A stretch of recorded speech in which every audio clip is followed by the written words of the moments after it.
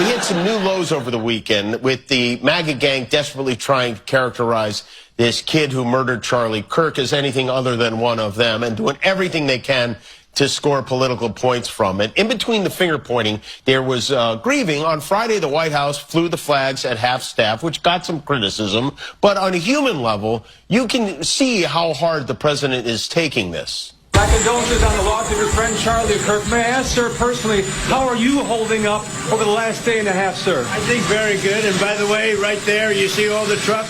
They've just started construction of the new ballroom for the White House, which is something they've been trying to get, as you know, for about 150 years. And it's going to be a beauty. Yes. He's at the fourth stage of grief, construction.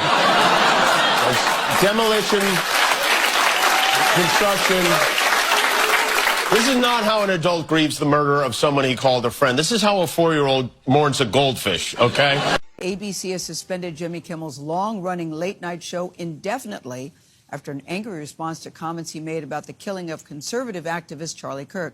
This morning, we are hearing reaction from the entertainment world and the president. A rerun of Family Feud aired in place of Jimmy Kimmel Live last night. The move to indefinitely suspend his show is now raising new questions over the ways the Trump administration is pressuring private companies. FCC Chairman Brendan Carr, a Trump appointee, appeared to threaten broadcasters Wednesday while speaking on a conservative podcast. Hours later, Nexstar, the country's largest local broadcasting group, announced it would preempt Jimmy Kimmel Live for the foreseeable future on its stations, calling his monologue, quote, offensive and insensitive at a critical time in our national political discourse. And shortly after, ABC said it would pull its late-night host off the air indefinitely. CBS News legal contributor Jessica Levinson. When a private employer takes action against a private employee for speech, that's not a First Amendment issue.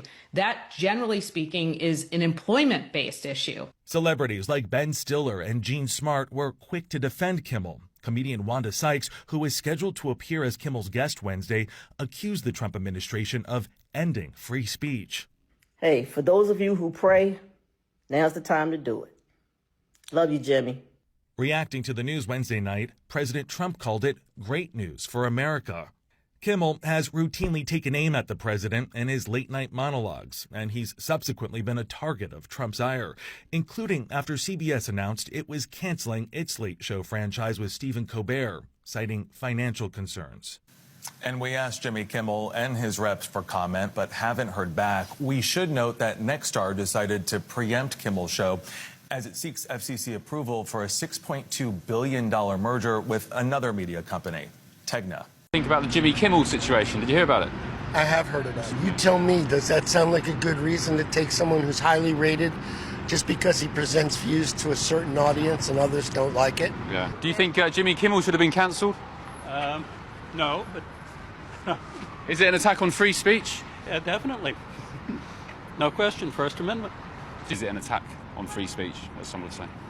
It is a business decision made under pressure by the FCC. Okay. I happen not to think Jimmy Kimmel is funny. I happen to think that the crack he made about Trump was actually pretty funny. Yeah. Do you think we have free speech in Britain? I'm not aware of any restrictions you Brits have on the press and the media. All I know is that everybody who's been attacked in the last 9 months, it's a crying shame. Yeah. Do you think we have free speech in the UK compared to you guys here? I don't know enough to make a comment on that. Yeah. I think that you have some very strict rules in the UK, and we cherish our non-strict rules. Hi guys, I'm Tiana and you're welcome to Tiana's React. So guys, after Jimmy Kimmel said the MAGA gang is desperately trying to characterize this kid who murdered Charlie Kirk as anything other than one of them, then boom, his entire show got yanked off the air. I'm still surprised. I'm very surprised. Is there not meant to be freedom of speech? How can one comment shake the whole of late night TV? Well, let's get into it. Let you know that the Jimmy Kimmel situation is not what is being fed to you. We hit some new lows over the weekend with the MAGA gang desperately trying to characterize this kid who murdered Charlie Kirk as anything other than one of them and doing everything they can to score political points from it. In between the finger pointing, there was grieving. On Friday, the White House flew the flags at half staff, which got some criticism. But on a human level, you can see how hard the president is taking this. My condolences on the loss of your friend Charlie Kirk. May I ask, sir, personally, how are you holding up over the last day and a half, sir? I think very good. And by the way, right there, you see all the trucks? They've just started construction of the new ballroom for the White House, which is something they've been trying to get, as you know, for about 150 years. And it's going to be a beauty. Yes. He's at the fourth stage of grief, construction. Demolition, construction. This is not how an adult grieves the murder of someone he called a friend. Now, using your critical thinking cap after just watching that monologue, I want you to read these headlines over his remarks about Charlie Kirk's death. He's suspended indefinitely over Charlie Kirk's shooting comments. Yanks the show after a threat from Trump's FCC chair. Threatens Charlie over the remarks about his killer. Hollywood reacts after the show is pulled over Charlie Kirk comments. So when you see people talk about this today, I want you to use your critical thinking skills and use knowledge and decide for yourself what the situation is, because what those headlines read and what was actually said is so different. And what an interesting situation. I wonder what's going to happen from this. Hi.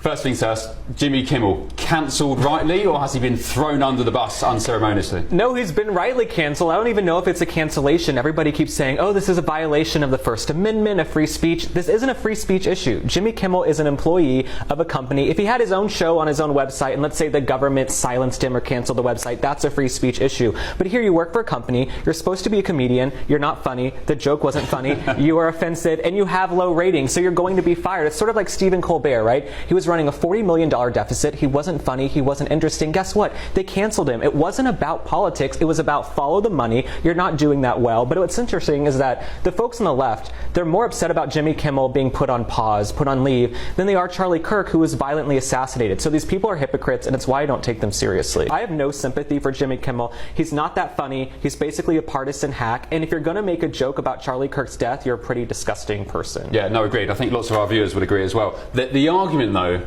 Link, from the left, is that President Trump installed Brendan Carr into the FCC, the sort of regulator here, which manages all the top sort of American news networks, including ABC.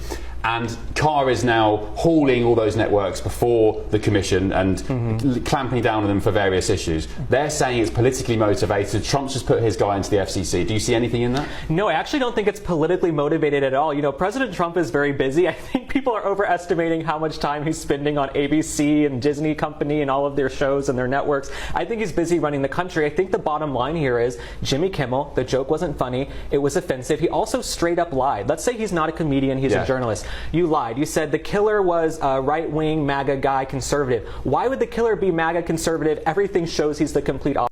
And speaking of free speech, I want to speak about Jimmy Kimmel because he has been pulled off air indefinitely over his comments in the aftermath of Charlie's assassination. So let's take a listen to what Jimmy Kimmel said on his show.